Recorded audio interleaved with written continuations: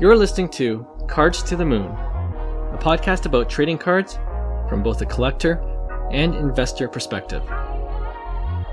We hope you'll stick around for the ride as we take a deep dive into the state of the hobby, share some hot takes, hopefully some useful advice, and fun stories along the way. Hey guys, welcome back to Cards to the Moon. This is episode 143, and my name is Clark from 5cardguys.com and 5cardguys on Instagram. With me, as usual, is John, who is Trade You at Recess, and our friend Will is back, filling in for Hyung again this week. All right, before we begin, just a quick shout out to Ryan Olson for listening to our episode last week and leaving his feedback on Spotify. We always appreciate any kind of feedback, and Ryan was honest enough to say the topic of breaking in the hobby isn't something he likes to listen to, but he is aware others are into it. So we appreciate your understanding. That said, sorry Ryan, we're going to talk about breaking just briefly off the top again because I just wanted to point out an article actually that came out on ESPN.com titled "The Controversial Rise and Uncertain Future of Box Breaks." Definitely worth reading, in my opinion. It touches on the inventor of the box break, which I found interesting. How Leighton pulled that one-of-one Doncic card, I think back in 2019, which is now worth over $1 million. And as well in the article, it talks about how the popularity of breaking online didn't happen in a vacuum. The writer, he says, quote, "The human desire to watch other people open up things had become a new phenomenon in the mid-2000s, and it wasn't just sports memorabilia," right. End quote. So he talks about like unboxing videos, which is still popular today on YouTube and other social media platforms, right? So anyway, I want to ask you guys first, do you still watch breaks on YouTube, although you're not part of the break? And do you guys still find it entertaining? I haven't watched a break in quite a while, actually.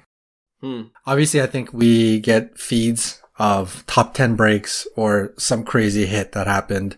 That's all of our stories. So obviously we're going to watch these little 5-second clips of some big hits. But other than that, I haven't actually watched a break in a while. Okay. How about you, Will? Yeah, for me, I might watch a couple breaks on like release date or something like that, just so I could get a sense of what that set or that series is looking like. But like, you know, when I'm at work and I'm just doing some like administrative work and I can put something on in the background, you know, I always go float between The Office, or I just put on like just something like more entertaining box breaks, like striker breaks or stuff like that. He's not really breaking for people a lot of times. He's just breaking he's just ripping open packs. So I'll watch those every once in a while. Yeah, if Hyung was here, I'm sure he probably watches the most breaks out of all of us but that's because he's in on all of them. Yeah. He like sends us links. He's like, "Hey, if you guys are bored, watch my break. I have the Phillies or I have the Reds." And we're such losers, like half of our group is watching it. And the video is so grainy, and you're like, "Did you hit something? I can't tell." Yeah, he's definitely the gambler in the group. And you know, I was gonna say, like, I used to make fun of people watching others play video games, like on Twitch or even, you know, in real life when we're growing up. And it's like, how much fun is that? But now I find myself kind of still doing a similar thing with watching other people open packs that don't belong to me, right? Yeah. I haven't watched one recently, but I do, just like you will, whenever there's a new release and I'm thinking about buying a box, I want to see like what kind of hits come out of other people opening up that same box, right? And I don't know if this makes me a bad person, but when they don't hit anything good, I'm like, yes. Then, you know, like the one I get has a better chance of getting a better hit. Or, you know, but you know, it's more common that you're not going to see major hits out of these breaks. Obviously, just playing the odds, right? But yeah, and you know, I do film some of my, like, even my blaster box openings just in case, and And a lot of those videos, I don't even post up because it's just like the worst box ever. I take a photo of my hits and I showed you guys like the one I just did recently with my Mega Box Topps Heritage. That was garbage, right? And yeah, it's a funny feeling when you're so excited, and then after the break you're like, oh, just that depressed. It's always regret. Regret. That's right. Yeah. Or disappointment. Yeah. Yes. Yeah. Anyway, yeah, definitely read the article. It's really interesting article about just the beginning of the box break and how prevalent it is today in the hobby. Okay, let's go on to hobby headlines. So I got the idea for today's hobby headlines segment after I saw a photo on Twitter of a man in a retail store, I think it was Walmart, who seemed to be weighing blaster boxes with his mini scale. Okay, and he's presumably trying to find the hit in each box, thinking that thicker cards, or the hits, which are generally thicker cards, would make the box weigh a little bit more than a regular non-hit box, right? So starting with this example, I'm going to ask you if you think this is fair game, or if it's wrong, or just bad hobby etiquette. All right. So, and I'll have a few more examples after this. So it'll be kind of fun what we think of each situation. So who wants to go first with this first example of we've seen it before, I'm sure, on social media, people searching packs or looking for boxes using any advantage they could. Yep. Yeah. Bad etiquette for me. Slightly. Yeah. Bad etiquette? Yeah. Okay. Well, I'll continue. Sorry, well, I'll go first. Yeah, I think it's bad. Is it illegal? No. Is it frowned upon by the hobby? Obviously. So I think it classifies as I'm just gonna say it's bad etiquette. Fair enough. How about you, Will? What I really appreciate about that guy, I don't know him, but I know him. That guy, he didn't bring that digital scale with him. He went to the electronics section at Walmart and grabbed a digital scale. Awesome. Then he went over to the battery center.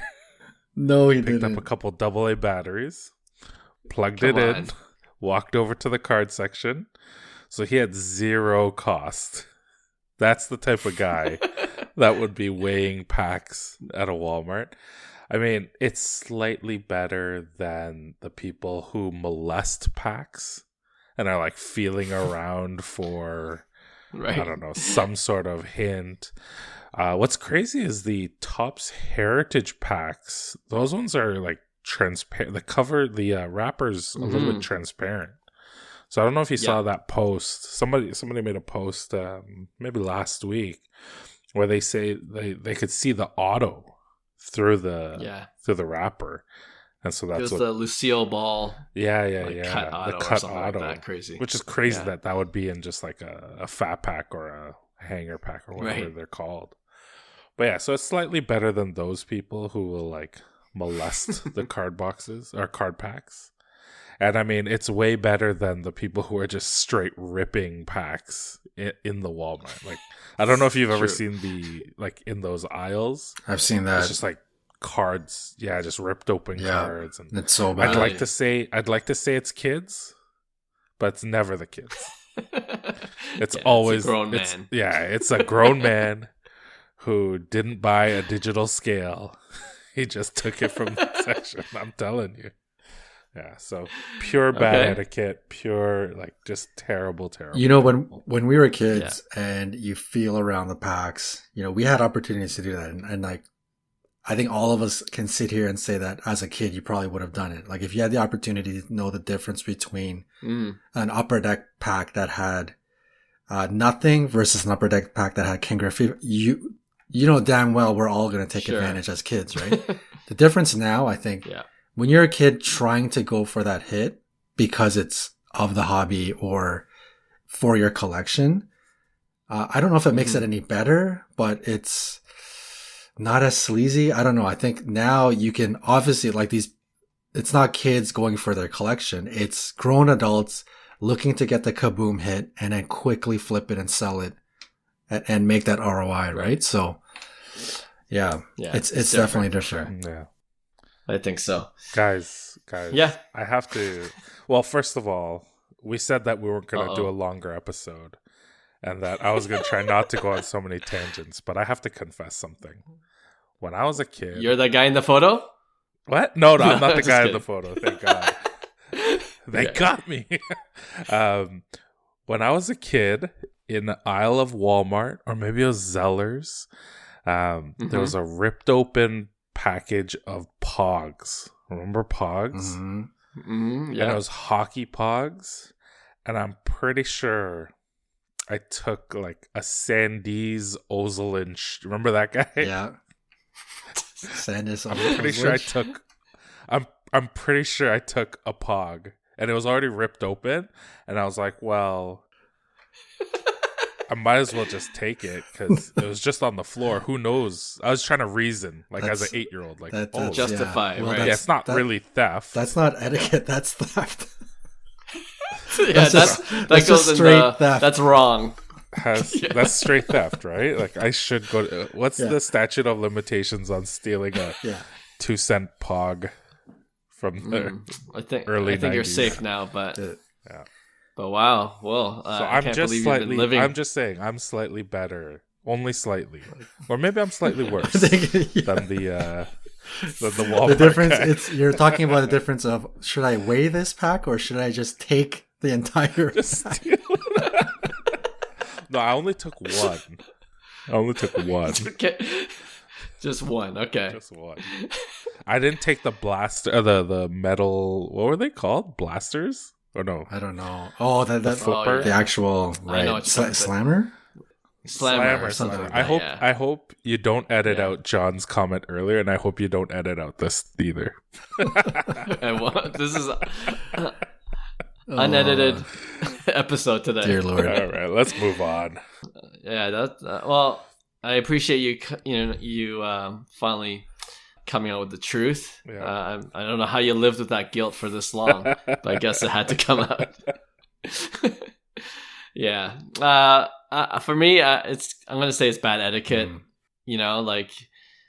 Because you know why? Because now the manufacturers or Tops, they'll put like blank cardboard stock in the packs, right? To kind of counteract,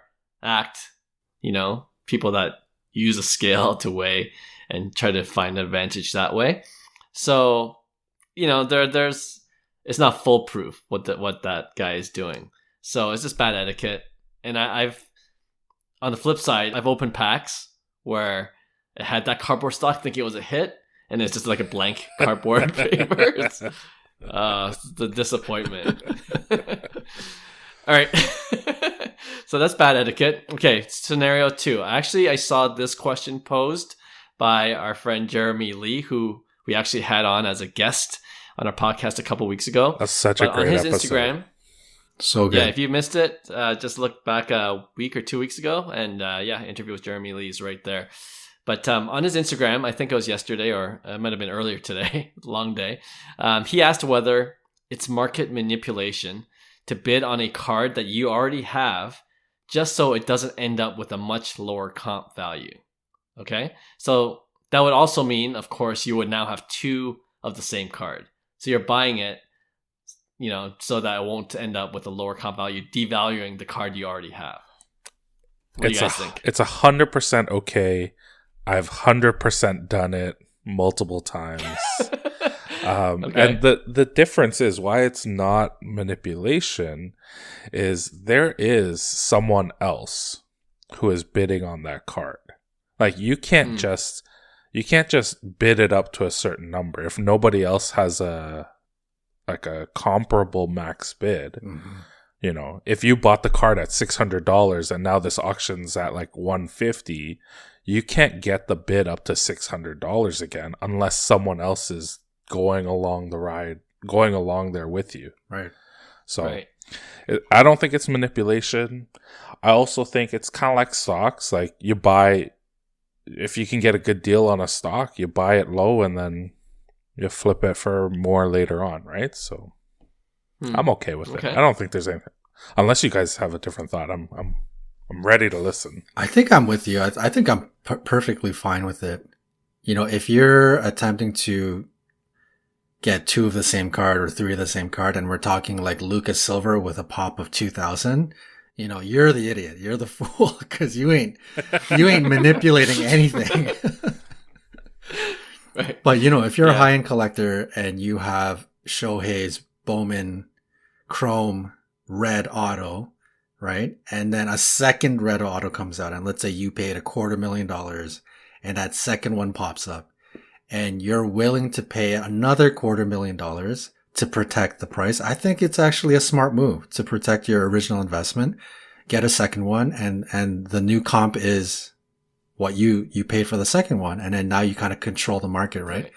So I don't, I'm with Will. I don't see anything wrong with it. Now, if you have a buddy that's playing the game with you on purpose, obviously that's called shill bidding, and that's wrong. But I think if you're clearly up against somebody else and you're willing to pay the price is still the price. Like even if you paid the price and you bought a second one, that is still market value because you thought you're willing to pay it, right? So yeah, I think I'm fine with that.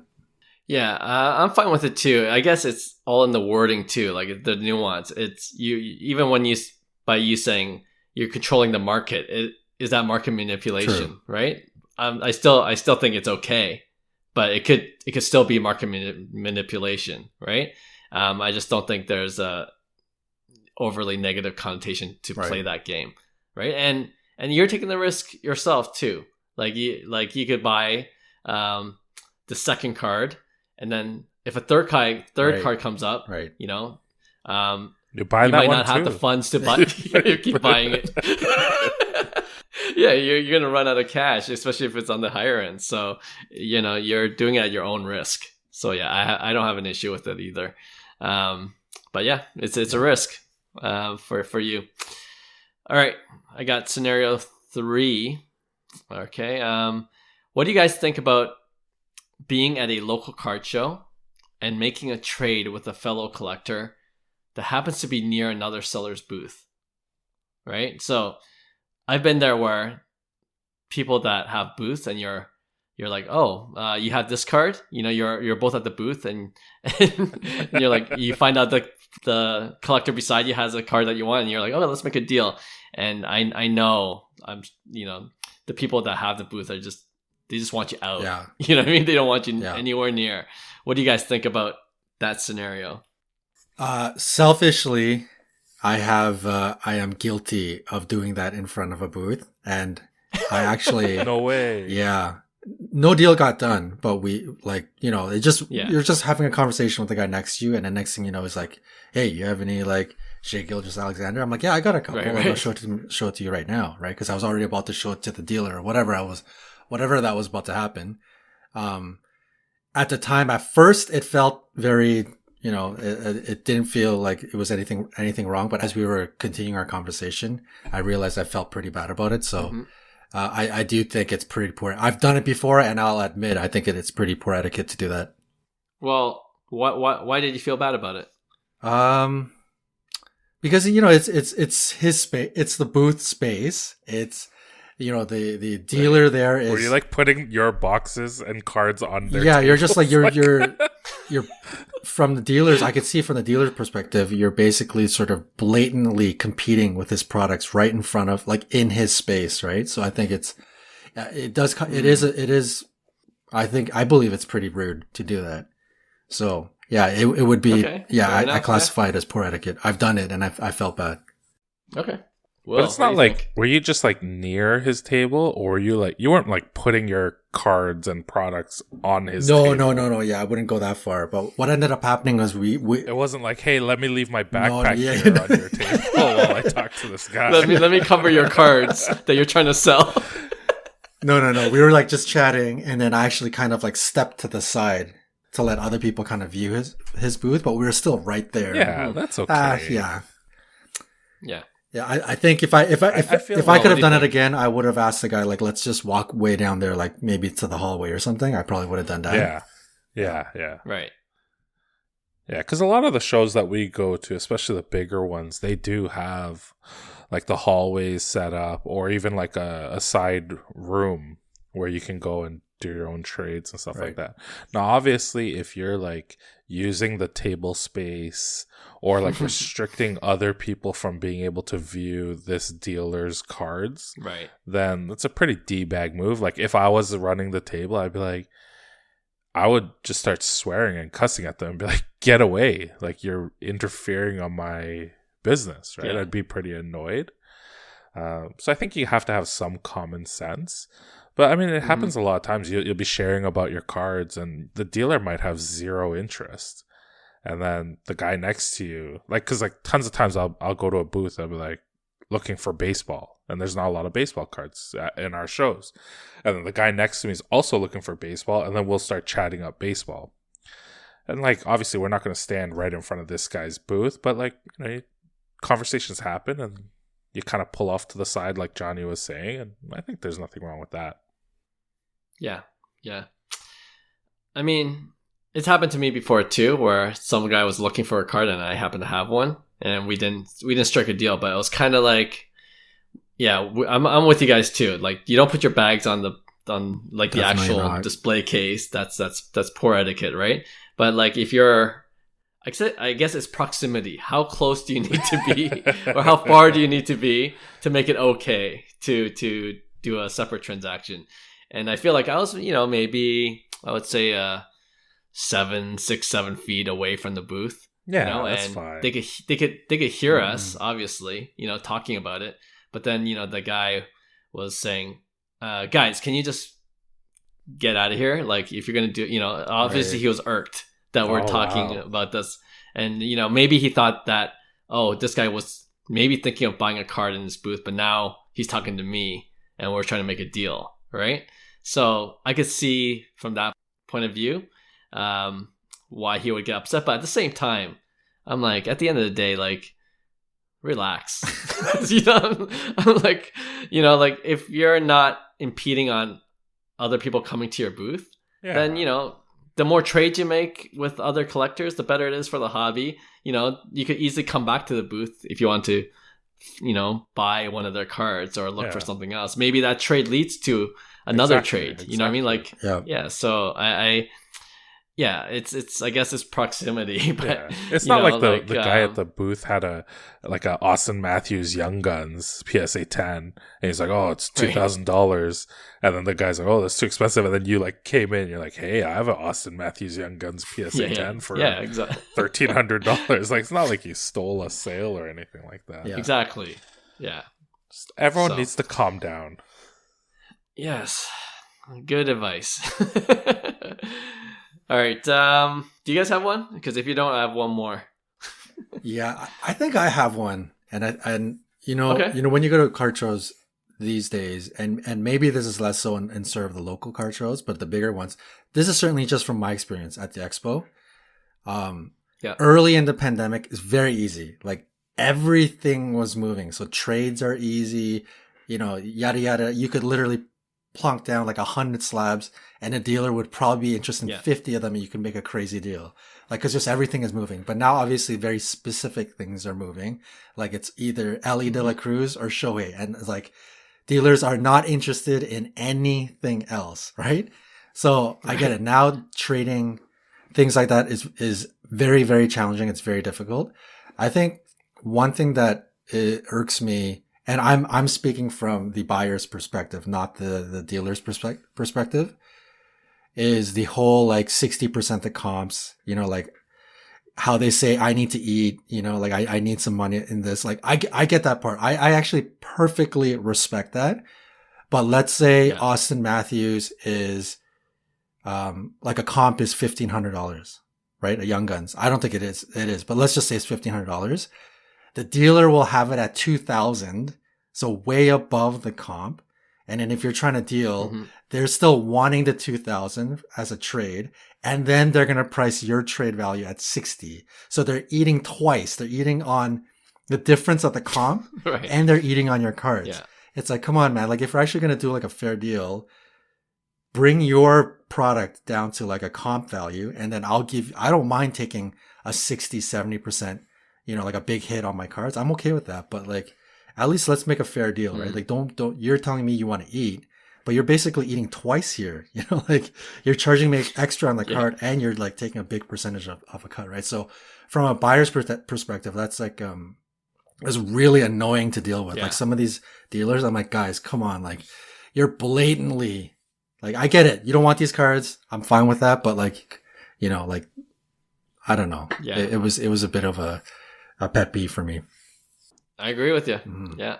I see that in a lot of like Facebook groups where someone's like trying to trade a card and they put their trade value at like 1.4x the last, like whatever the comp is. Right. And I'm just like, and then I'll offer like, I'm not offering like a bunch of like base trash cards to try and get up to their card. I might be offering like a 1-to-1 trade or a 2-for-1 trade. And it's like, well, if you get to inflate your comp to that number, I'll inflate my comp the same. Right. And they'll be like, oh, no, you're too expensive. It's like, no, we're playing the same game. Like, if you want to comp it at both of our comp levels, that's like the actual comps, that's totally fine. But if you want to comp yours higher, you can do that, but I'll do the same multiplier. And then they just get like butthurt and they're like, nah, your card's not even that good. And right. So annoyed. Yeah. I'm so annoyed with Facebook Marketplace or Facebook groups and trying to trade with people. Yeah, that's I think my opinion is you could price whatever you want. You could do 1.4 2 times the comp. But I think what you said at the end, Will, is what I dislike the most. Like, you know, don't have a negative attitude because people, you know, don't want to pay that price, you know, and yeah, don't disparage other people's collection saying, oh, it's not worth that much. And I'm like, yeah, you know, your card's not worth that much either. Yeah. So, you know, like you don't want to, you know, just be negative about the whole thing. So yeah, you know what, at the end of the day, if they comp it way too high, likely no one's going to buy it anyways. So they're going to hold on to that for a lot longer until they bring their cards down. And, I think we're seeing less and less of it now. You know, we definitely saw a lot of it when, like you said, John, we were at the hype.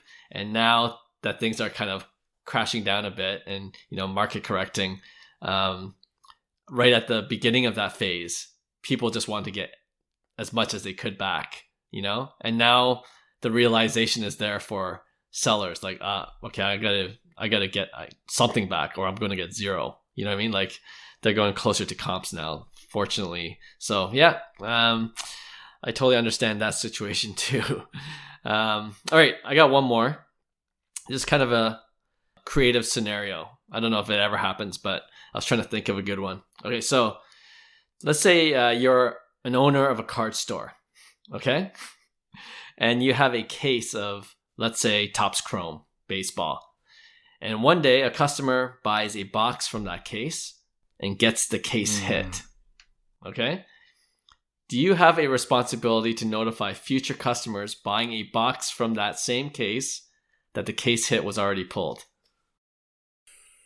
Ooh, that's a great scenario.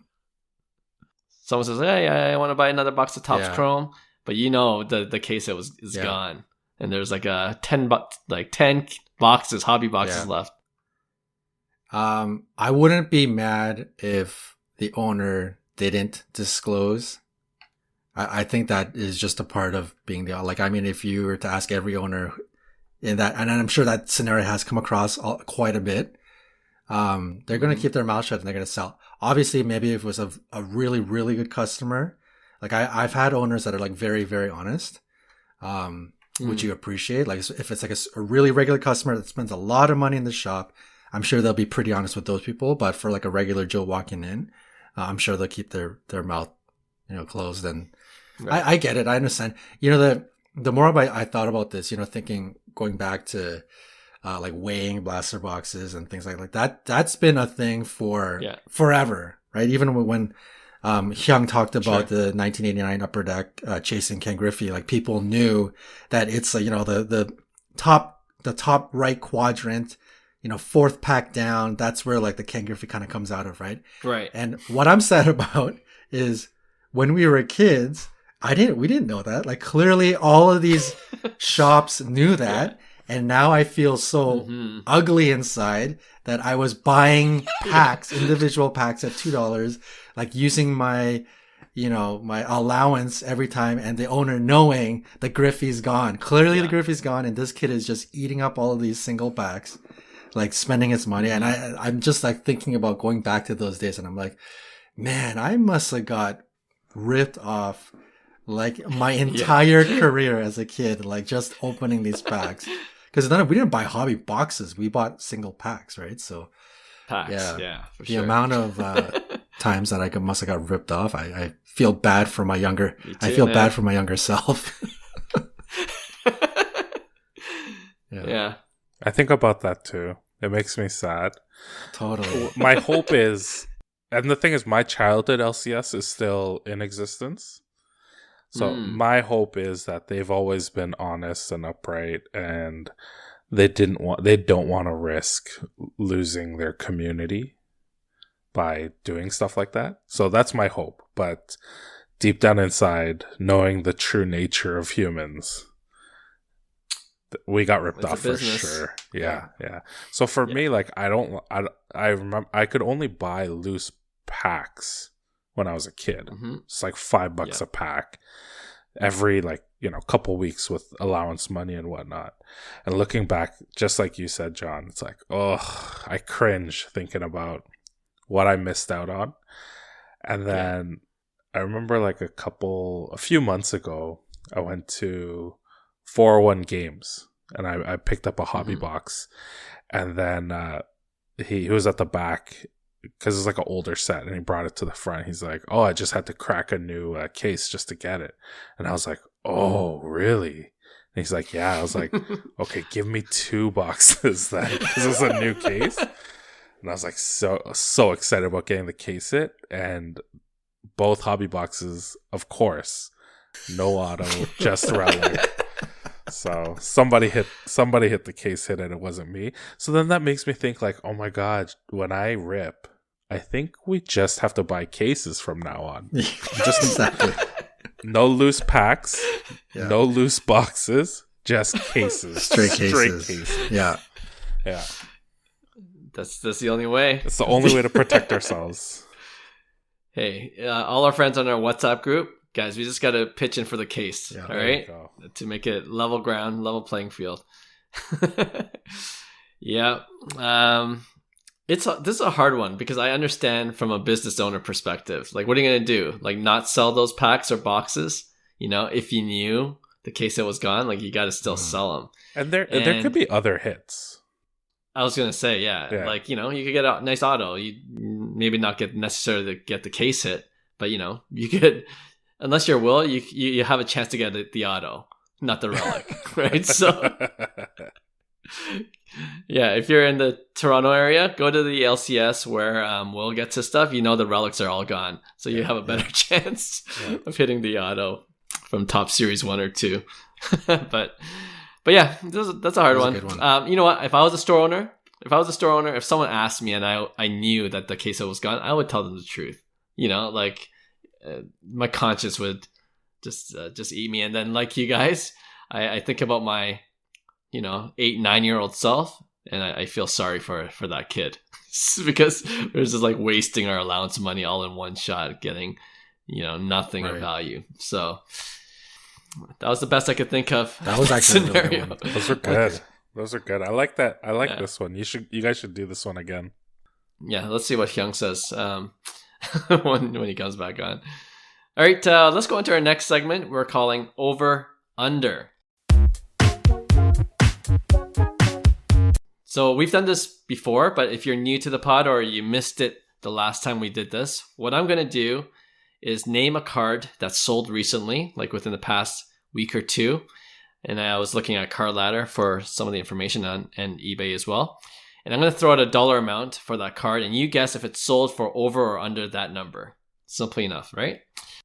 So the first one, the 2016 Panini Flawless Jamal Murray 1/1 Logo Man Rookie Patch Auto BGS 9.5 Gentman. Oh, wow. Sold recently, yeah.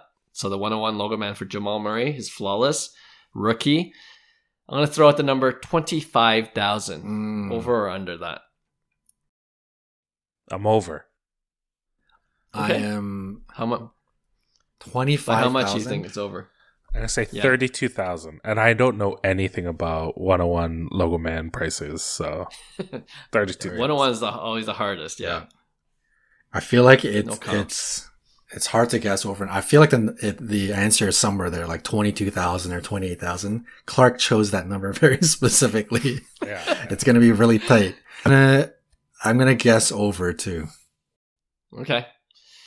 The correct answer is over $30,000. $30,000. Oh, good one, Will. There you go. Nice. Yeah. You're close, Will. All right, another basketball one. Second one here. 2018.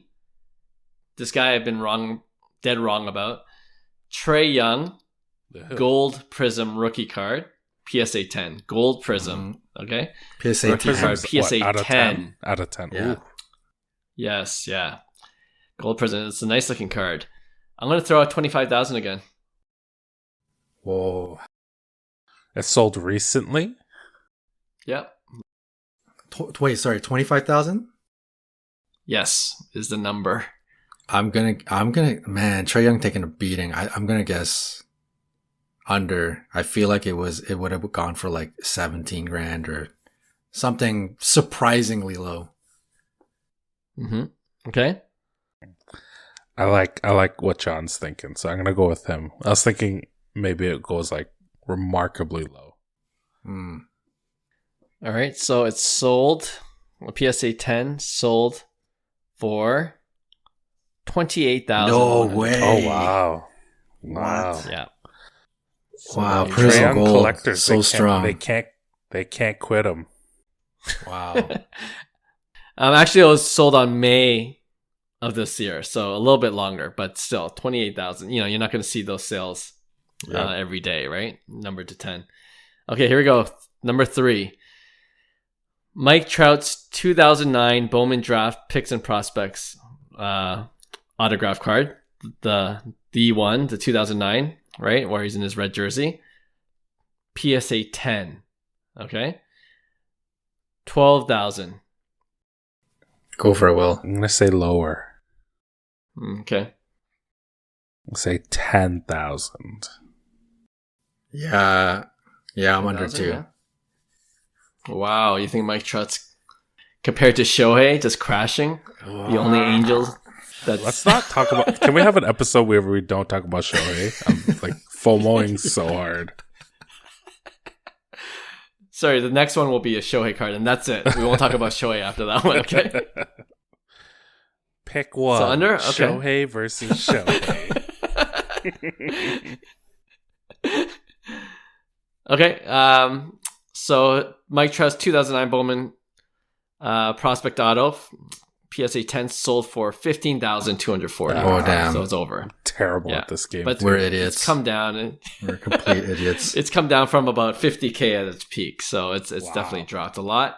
Sorry, Mike Trout.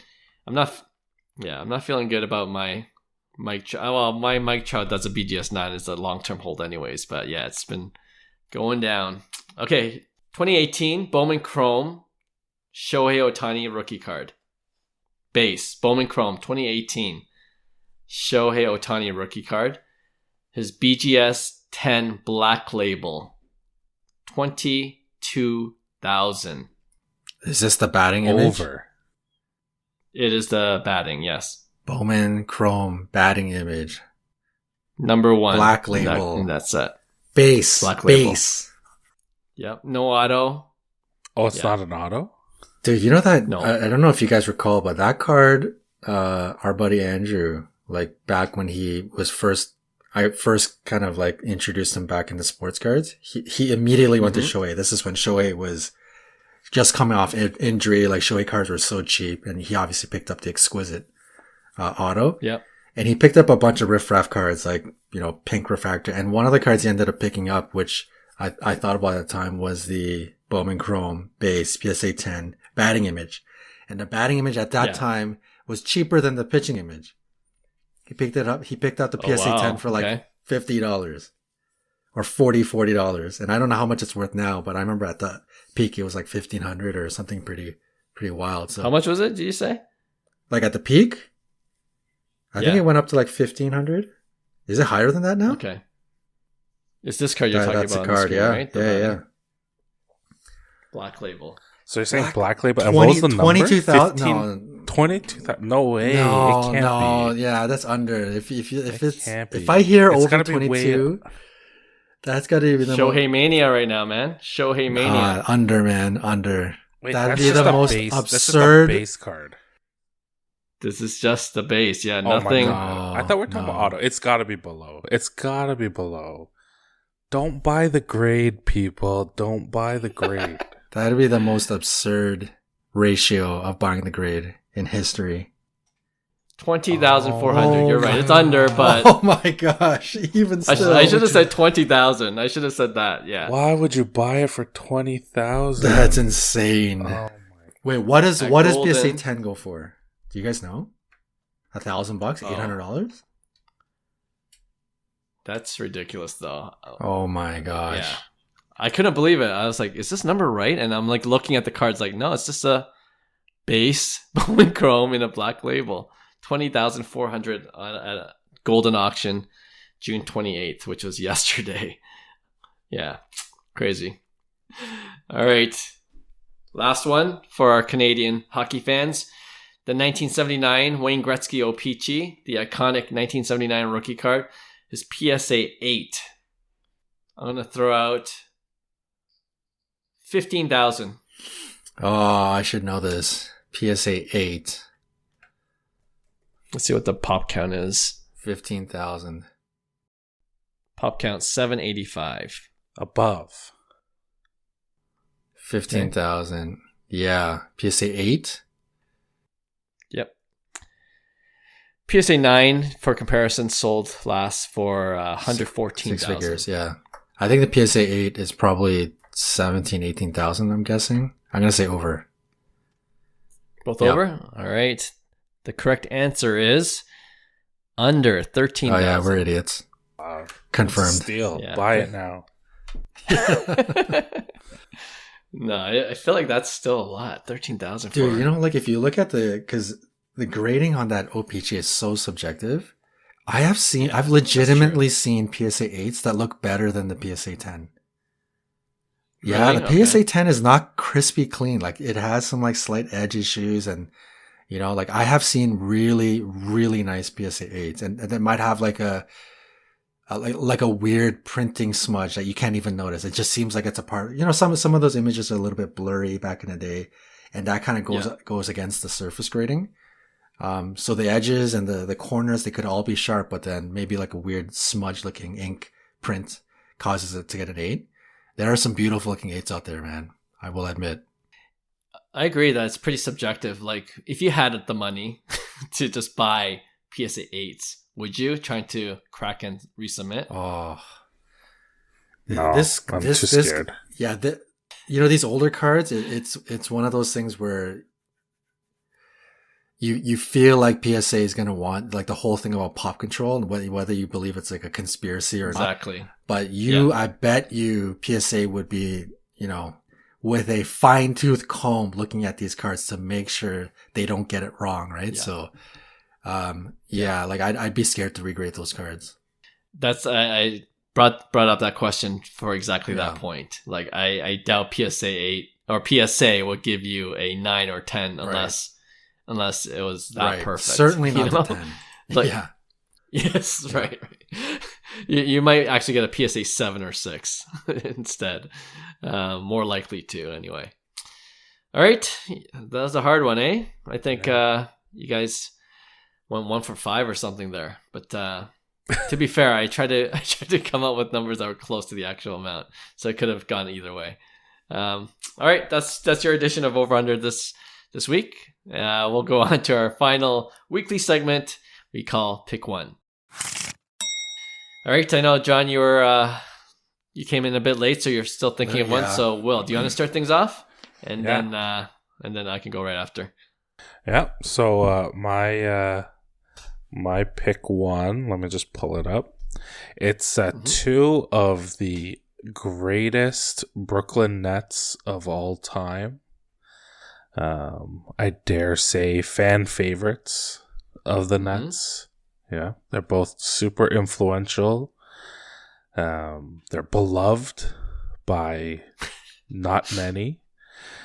We have the 2012 Kyrie Irving Prizm Silver Prizm PSA 10. Former Nets. Oh yeah, former Nets. Yeah.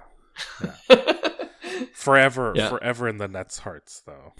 Nets fans' hearts. Versus the 2009 Topps Chrome James Harden PSA 10. The base is out of $9.99.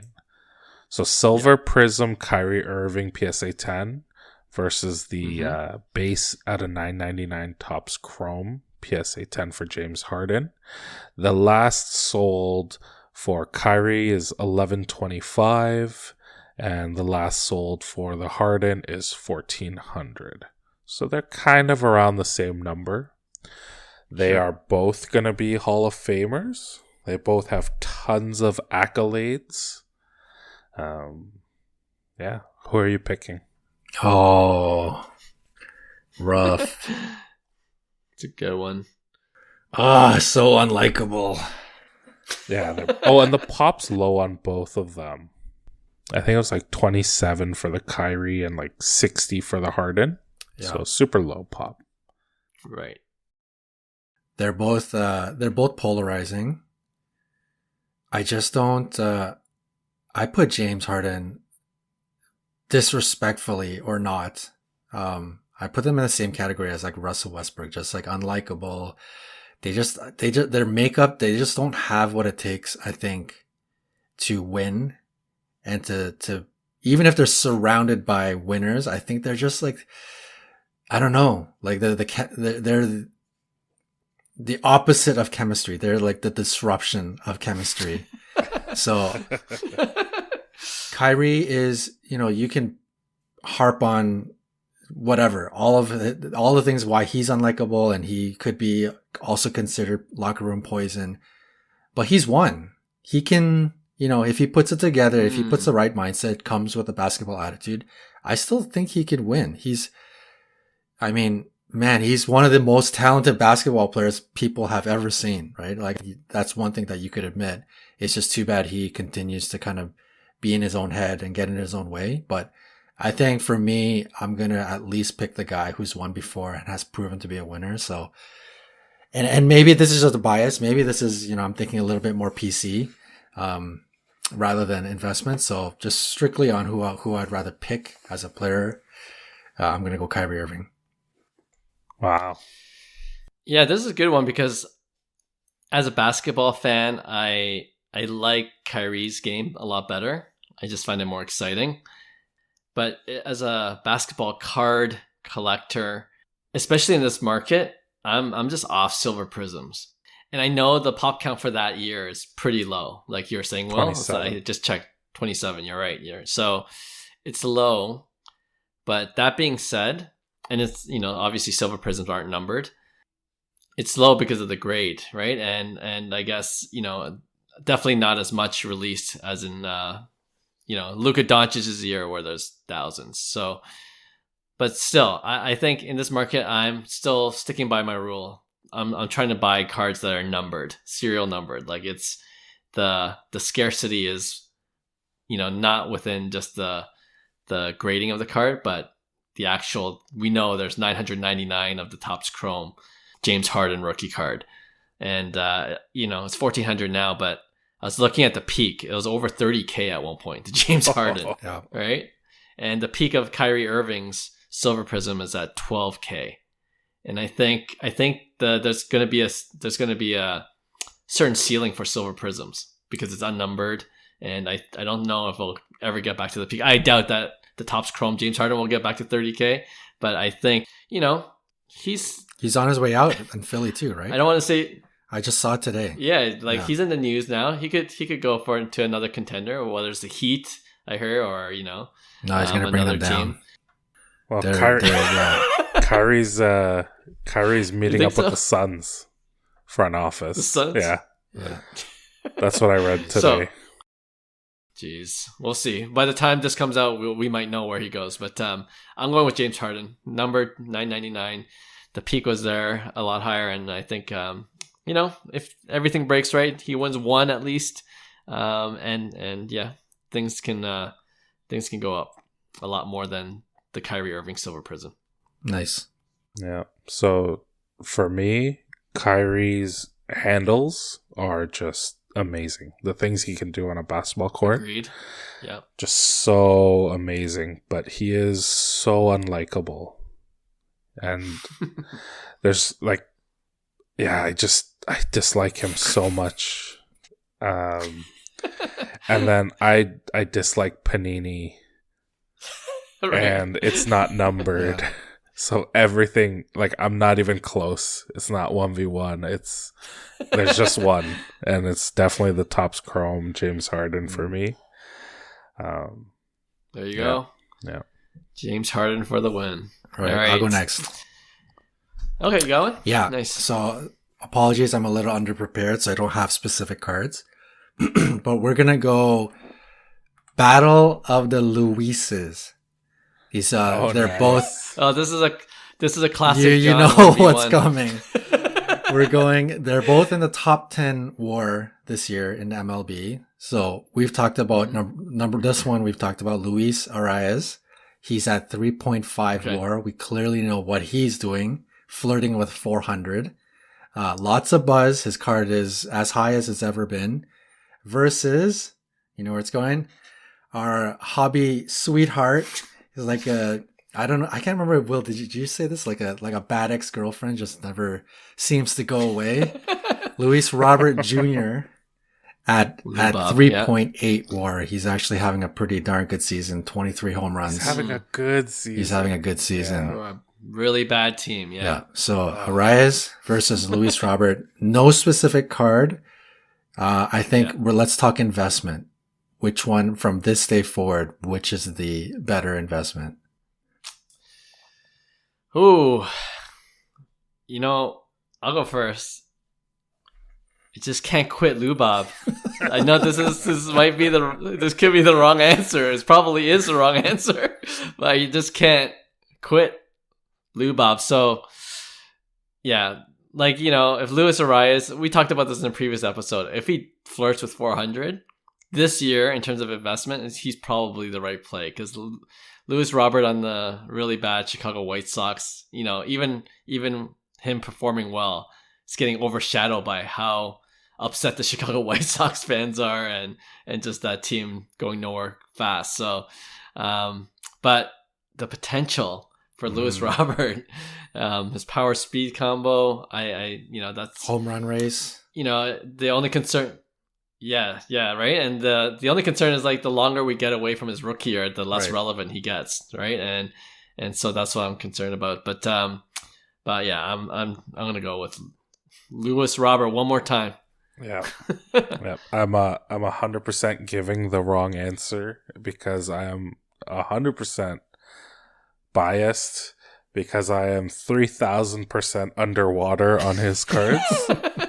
So I'm definitely going Luis Robert. Shohei's we're talking about how much FOMO we have in every IG post every night. It's a new stat about Shohei, home runs and strikeouts and wins, all this stuff. But Luis Robert, he's 4th in the league right now with home runs. He's got 23 bombs. He's been just behind Pete Alonso, Matt Olson, and Shohei. So he's been crushing. He deserves a little bit. I know we're all scared, but you know what? Everyone got crushed by Shohei after that year when he got injured. Remember, Clark? Yeah, that's when you invested right after, right? True, yeah. So everyone was so down on Shohei, but now look at us. We're all just FOMOing Shohei. Everyone needs to jump back on the Luis Robert train before you have just so much FOMO. You have to jump back on right now. I don't know, man. It sounds like a trap. Shohei's a unicorn. Just looking at these WAR numbers, Luis Robert Jr. is at 3.8. He's 5th. Just to create some more FOMO for Shohei. Acuna, who is the early NL MVP favorite. He's at 4.6, having an amazing season. I don't know if you guys have looked at updated WAR numbers, but Shohei is at 6.3. Is the season not even halfway ridiculous. done? It's insane. Yeah. It's double digit for sure this season. All right. So I'm gonna, you know what we all wanted to say Luis Robert. I'm going Luis Robert. Everyone who is listening is gonna call us an idiot. I'm gonna make one point. Like Deep Value Investor, when he was on, he briefly talked about Luis Robert. Obviously not in a positive manner, but he made a great point, and he's just said he's just too old. He's too old to accomplish something like make a dent, maybe even like Hall of Fame. There's just not enough time. So I think that is 100% true. I definitely believe in that. He's not necessarily a long-term play, but in terms of like investment in the short term, like for me, Arraez is on a high, right? Like unless he gets 400, which is very, very tough to do, I think this is the peak of his value. Like this is the hype. As much hype as you can get for somebody like a Luis Arraez.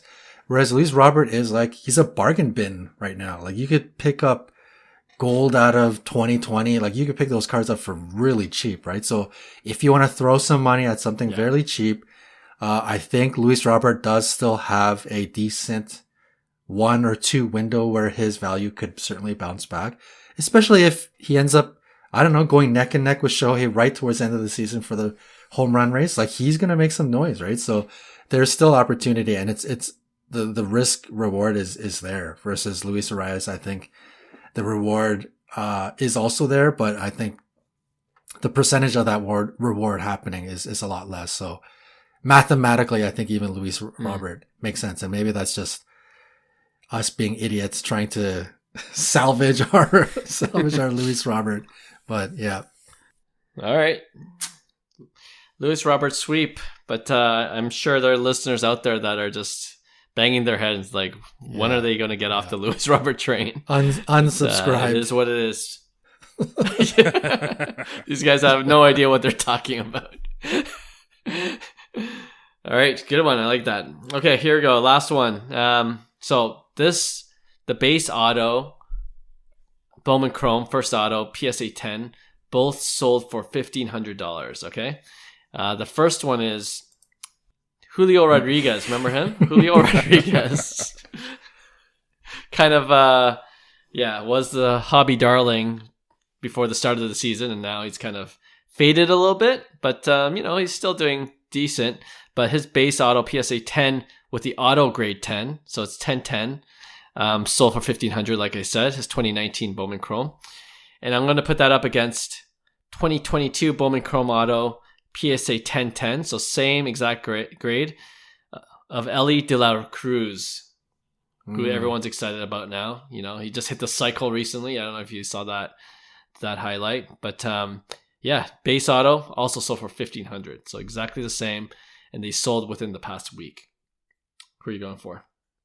Oh man, okay, I'll go first. You know what? I was you know me, I don't like to pick the FOMO pick, the one that's on the high. But I will say, like, J-Rod, I was never necessarily on J-Rod. On the podcast, like I've never ever saved any of his cards in my eBay search. Even watching his highlights, nothing necessarily was that electric. It was like he's a really, really good player. He was in the home run derby and he was doing pretty good. Like it was watching like a solid player. But Elly de la Cruz, when you're seeing his highlights, I don't know, man. That guy is pretty darn electric, man. The height, the speed, the power. Maybe it is FOMO. Maybe I'm just like drinking like the Elly de la Cruz juice, but I don't know. He seems as electric as it gets. And I mean, just the fact that the hobby is also agreeing with that fact, makes it feel like there could be more to this. Like there could be more to his value. Who knows, right? Maybe people are sitting here saying like, actually, I think that's a steal. I think his red auto for whatever it went for, I don't know, I mean, it's actually a steal. The gold auto out of 50 it's actually a steal at 10 grand or 20 grand or whatever it sells for. So, I'm going to completely go on the FOMO train and be like, yeah, I've seen the electricity in the player, and I think that's enough for me to be excited about that pick. So Elly De La Cruz for me. Okay. Wow. Interesting.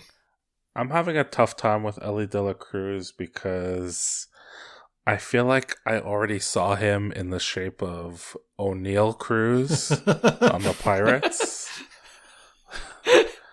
And like, yeah, like I remember watching O'Neal Cruz highlights last year. Like he's like throwing 100 across the diamond and hitting these rockets, and he's like 9 feet tall. And I'm like, oh my God, it's rich man's O'Neal Cruz. Like, I think for me though, yeah, like I can't get behind the hype. I got to see it for longer. And I'm a little dubious of Cincinnati Reds. Like, I don't think they're relevant. I know they're doing really well this season, pretty much like because of surprisingly a lot thanks to Elly De La Cruz. But Julio had a great season last year and took them to the playoffs. And I think Seattle's a more collectible team. So I'm going back to J-Rod. J-Rod, all right. Gonna break the tie. I wish I had Elly De La Cruz before he was called up, but now that he's called up and doing all these great things, yeah, like I was just checking the stats. So just to give you guys some context, Julio is not having a bad season. I guess it just seems to be more quiet, but he does have 13 home runs, right? 18 stolen bases and a 2.2 WAR this season. So he's having a decent season. When you have a strong rookie season, you expect a lot. So maybe that's why, right? But it's not like he's struggling. And then you look at Elly De La Cruz with like a quarter of the at-bats. He already has 3 home runs. He's batting over 300, and he has 9 stolen bases. So half of Julio Rodriguez in a quarter of the time. And, we've seen his highlights already. And he's 21. Julio Rodriguez is only 22 as well. So they're pretty much the same age. So they're both young guys, but I'm with Will. I'm sticking with J-Rod. I think he has what it takes to have as long as he stays healthy, he could have a much longer, more consistent career as a power speed guy. And Elly is he's so raw, and I think like all batters, when the pitchers get more intel on him. He's going to go through an adjustment period, just like most batters. And I think when he goes through that slump, which I feel like is inevitable, then, I think that's the time to pick him up. But right now, you're FOMOing at this point. And at 1,500 for both of them, Julio's come down to 1,500, where Elly De La Cruz is up. Rocketed up to 15. Yeah. Yep. So I'm going to stick with J-Rod in this case. All right, another great episode, guys. Thanks again to all our listeners and subscribers. As always, we appreciate your feedback. And if you enjoyed the episode and you haven't given us a rating, we appreciate it if you do wherever you listen to your podcast. And we'll have a brand new episode for you this Friday. Thanks. Bye. Hey, thanks for listening to Cards to the Moon. We'd really appreciate you subscribing to our podcast wherever you listen to your podcasts. And you can also connect with each of us on Instagram at 5cardguys, or you can follow Hyung at Integrity Sports Cards, or John at TradeU at Recess. You can also check us out at 5cardguys.com. Thanks again, and hope to connect soon.